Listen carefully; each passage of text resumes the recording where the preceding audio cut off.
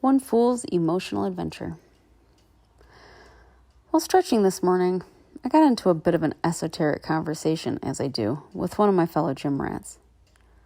I'm not sure how it even came up, but he brought up revolving mental thoughts, shit going round and round in a continuous loop which afflicts a portion of the human population, driving us mad.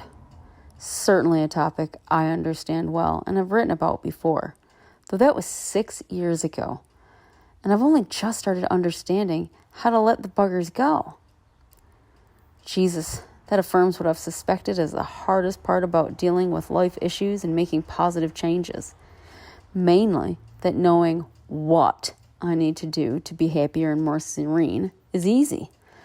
The crux is figuring out the how and actually implementing those changes in a meaningful way so that they're sustainable. 6 bloody years. Inside I'm laughing though. It's actually funny how frustrated I feel, and by the end of this article, I hope it's obvious why I find that comical. It's something to ponder. Read on. I'll admit I'm deep down the emotional healing rabbit hole at present, and I intend to stay there, because the fundamental changes that have transpired as a result are well worth the effort. By effort, I mean terrifying confrontations about myself, my past, and who I authentically am, meditation, trusting my intuition, daily journaling, walking around Mount Taranaki, and tears. Lots and lots of tears. Oh, and the odd bout of swearing so profusely that anyone overhearing me might assume I have Tourette's syndrome. Eager to show off my new and improved way of life, I told my gym buddy that those thoughts would cycle until he let them go, talked them out.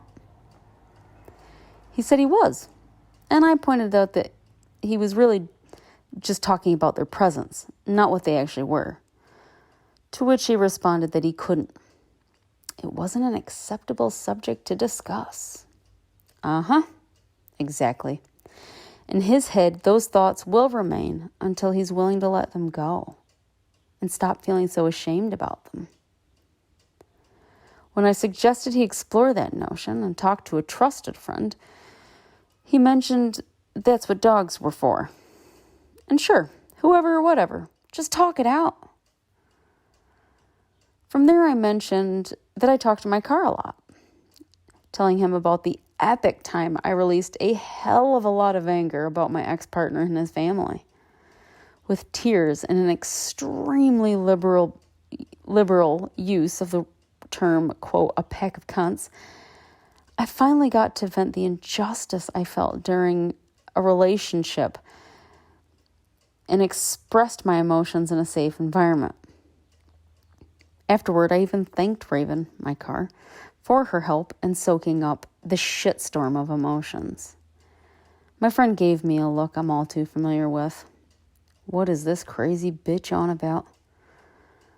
He went on to explain that when we think of others as assholes, we need to realize that we're actually the jerks.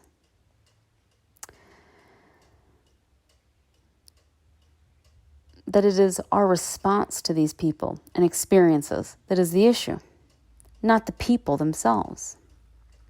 I'm familiar with this line of thinking. It's Buddhist. During said ex-relationship, I sought a way to calm the fighting in my head so that I'd stop fighting my partner by visiting a Buddhist center every week to gain some clarity and serenity. This ideal that it is our response to issues that are the actual issue made sense to me, and I strove to embed it into my life. It even felt empowering because I was in control. I had the ability to control my emotions. Or not. I'd fail time and again. Things my partner said and did continued to send me through the roof. Afterwards, I'd beat myself up for getting upset. Seriously, I left black and blue marks on my self-esteem. I felt so much shame. Why couldn't I just keep it in and be calm? I thought there was something wrong with me, given my turbulent childhood and accumulation of mental health labels, it was certainly easy to believe. When the right mind would want to be with me, I was horribly flawed and broken. Now, having done the work I've done in the emotional space, I proudly declare that sentiment is pure and utter bullshit. It never sat well with me then, and now I understand why. It encourages us to suppress our emotions at best and blame ourselves for feeling anything but calm and serene at worst, both of which result in decreased self-worth and a lack of trust in our emotions and intuition. Every emotion has a function. And when our emotions say, they're a dick, it's to help us slow down and question the situation. To ask, why am I actually staying true to who I am and what I want? In the case of relationships, the fear of being alone usually keeps us where we are, inspiring feelings of entrapment and disempowerment, which results in a decreased sense of worth, perpetuating the vicious cycle. Let me be quite clear. I'm not saying we shouldn't take responsibility for our emotions. Feeling emotion does not mean we necessarily express our emotion. This is the central concept in emotional intelligence, and perhaps what the Buddhists were actually trying to convey. Our response to triggers and stimuli do, indeed, need to be carefully assessed, questioned, held up to the light for examination, and reassembled to take out any unnecessary baggage from our pasts. Otherwise, we'll end up shooting a McDonald's employee for giving us Coke instead of Diet Coke, because that's what suppressed anger looks like after 40 years. It's not pretty. I'll own that I chose to be with that particular person. I chose to stay in that particular situation because I felt like I was in love. Besides, who else was going to love me?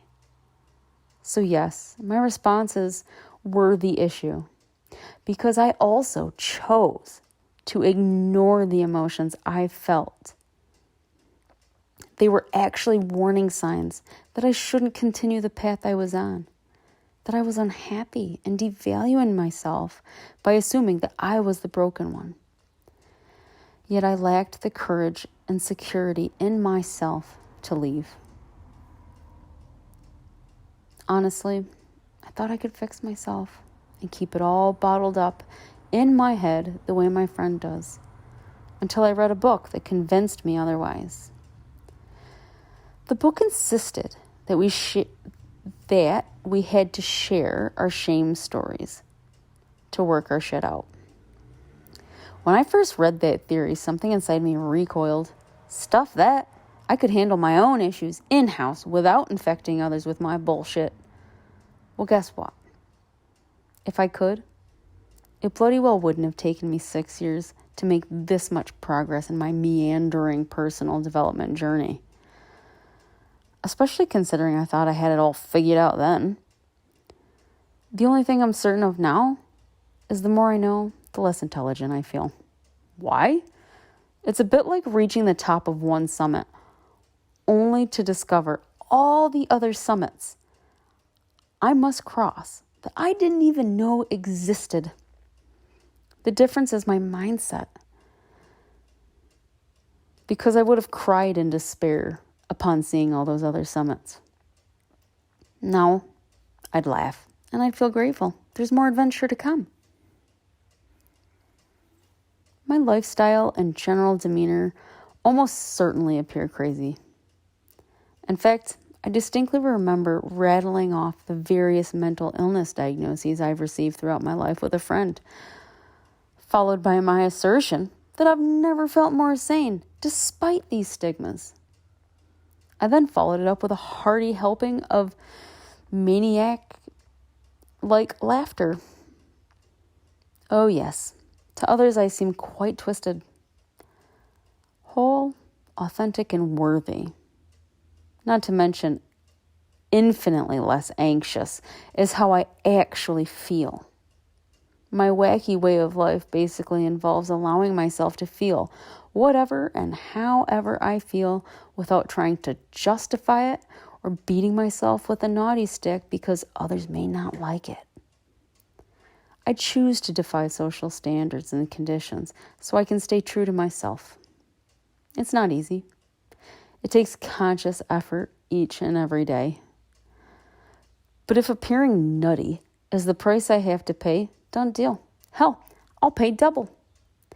The relief from a lifetime of bottled up stress and suppressed emotions is priceless. Not to mention the profound elevation of my self-esteem. I now invite all my emotions, the good, the bad, and the ugly. They are all signals that I need attention. Just as physical pain cues me to the fact that I'm hurt and need healing. All our emotions and feelings deserve consideration, compassion, and celebration. They teach us what we like and what we don't like, how secure we feel in ourselves or how afraid. They outline our boundaries. We were born to feel, to be human, to be alive. So live. Emotional healing resources. 1. The Gifts of Imperfection by Brené Brown. This is the book I mentioned above, and it actually inspired a series of articles I'm writing about self-worth.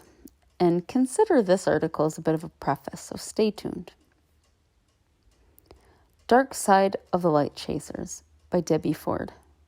I've only just started reading this book, but it's already shifting a lot of rock. Side note on humility.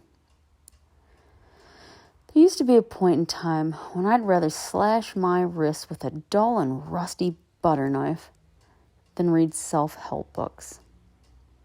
I had my issues, but I was strong, damn it. A fighter. Oh, I was a fighter, all right. But the only person I was fighting was myself. And that's a lose-lose situation. Every living, breathing human has issues with their emotions. It's a consequence of the human condition. Suck it up. Read this stuff. What's the worst that could happen?